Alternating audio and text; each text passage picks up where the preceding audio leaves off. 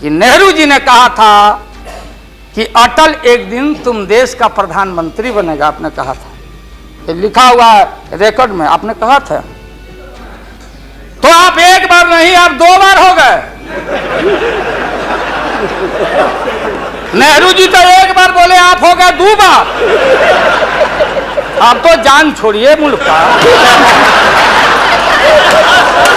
महोदय उसको बता दीजिए।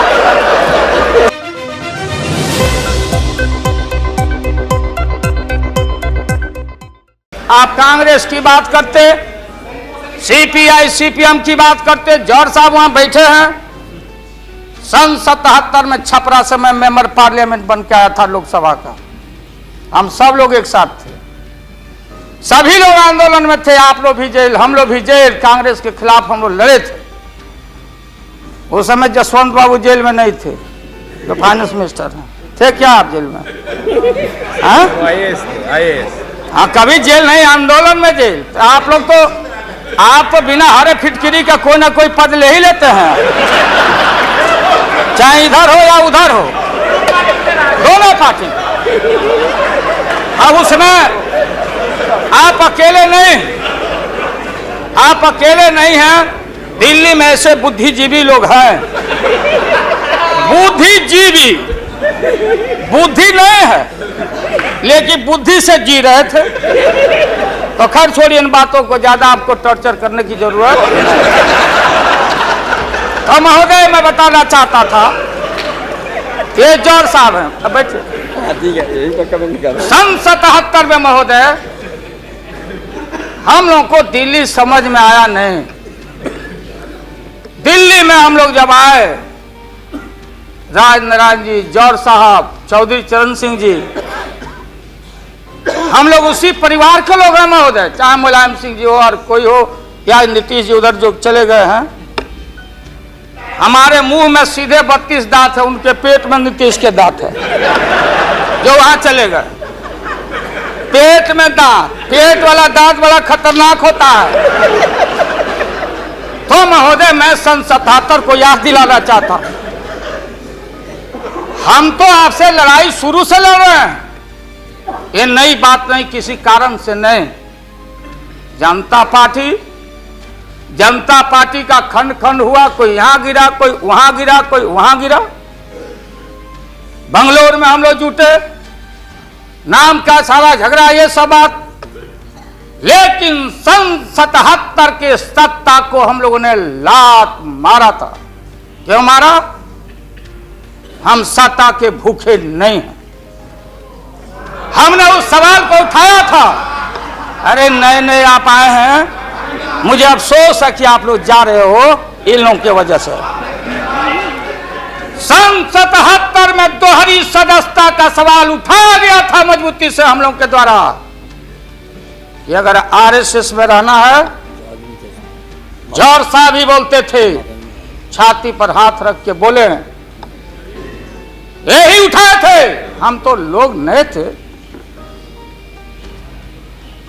हम लोगों ने कहा था या तो आरएसएस में रहिए या तो जनता पार्टी में रहिए। दोहरी सदस्यता नहीं चलेगा इस मुल्क में, और देश के सेकुलर कैरेक्टर और फाउंडेशन को हम लात नहीं मारेंगे। आपको याद होगा, इसलिए हम लोग टूटे और हम लोगों ने नारा दिया, चरण नहीं तो चुनाव। और हम लोग चुनाव में गए। हमारी लड़ाई आपसे है। आपने कहा अब बताइए, हिंदू हिंदू हिंदू हिंदू हिंदुत्व हिंदुत्व हिंदुत्व कौन विरोध करता? थे हम लोग के पुरोहित ये अडवाणी जी कैसे हो सकते हैं? ये हमारे पंडित कैसे हो सकते हैं? हम पंडित से पूजा कराते हैं। हमारी मां बहन गांव गए सारे लोग। ये ठेका आपने कैसे ले लिया? आज इस देश का सेकुलर कैरेक्टर सेकुलरिज्म है, इसलिए राबड़ी देवी गांव की बेटी मुख्यमंत्री बनती है। देश की एकता अखंडता जब भारी नाक पर पानी आया तो हमने कहा मीडिया के लोगों को, महोदय, लोगों ने पूछा कि क्या करोगे, हमने एक कैलेंडर कह दिया, क्योंकि लोग रोज बोलते थे दिल्ली में, नहीं जयललिता जी से पैचअप हो गया, लालू मुलायम में लड़ाई हो गई विगत दिनों में, कोई कुछ। अब हम जो है सो कि पहले बोल देते थे, इस बार हम लोगों ने साइंटिफिक तरीका से काम किया ही, समझ लीजिए। क्योंकि साइंस और टेक्नोलॉजी का युग है। आप डंडा पहना छोड़ के अग्नि में प्रवेश कर गए हैं, अब पोखरण में, तो हम लोग भी अब साइंटिफिक तरीका का इस्तेमाल किया है। आप पूछ रहे क्या रूप होगा, क्या रंग होगा, इसमें रंग अजूबा होगा, इस रंग का कोई जवाब आपके पास नहीं होगा। आप जाइए।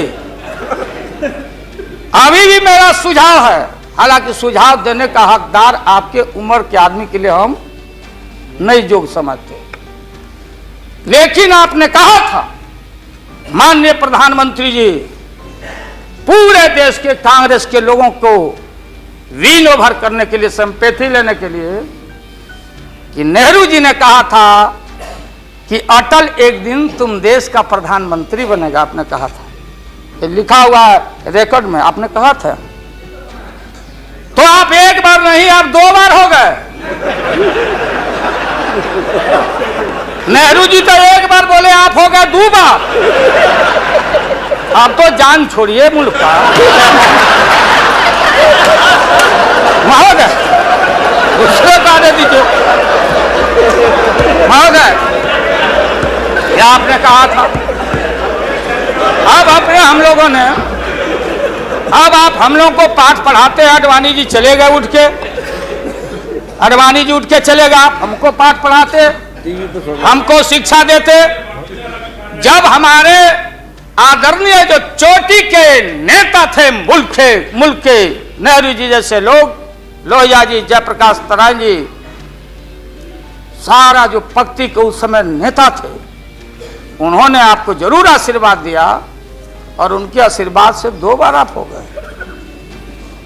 लेकिन अभी जो आपने कार्यक्रम घोषणा किया था इसी हाउस में, जवाहर रोजगार योजना को क्यों मिटा दिया आपने, रीनेम क्यों कर दिया, सारे चीज को कंपाइल क्यों कर दिया, इंदिरा आवास को क्यों आपने रिकंपाइल कर दिया।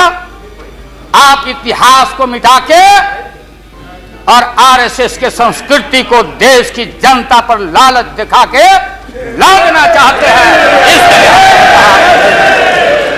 ये सवाल सत्ता का कौन क्या हो नहीं हो, क्या कौन मंत्री, क्या मंत्री हो, मंत्री आएंगे और जाएंगे, लेकिन एक बार मुल्क मुट्ठी से निकल गया तो फिर संभाल से बाहर हो जाएगी बात। इसलिए आपसे निवेदन है कि आप वोटिंग के पहले सीधे राष्ट्रपति भवन में चले जाइए।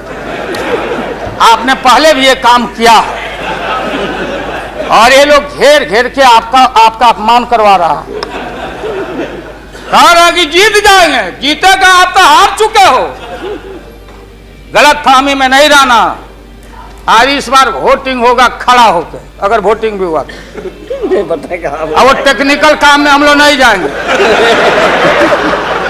उस बार आपने भी गलती कर दिया था और हमारा भी बटन गलत दब गया था, प्रधानमंत्री ने भी। इसलिए मेरा निवेदन है, देख, अरे भाई रुकिए ना क्या जी, हाँ बोगस वोट पड़ी थी, उसका क्या हुआ?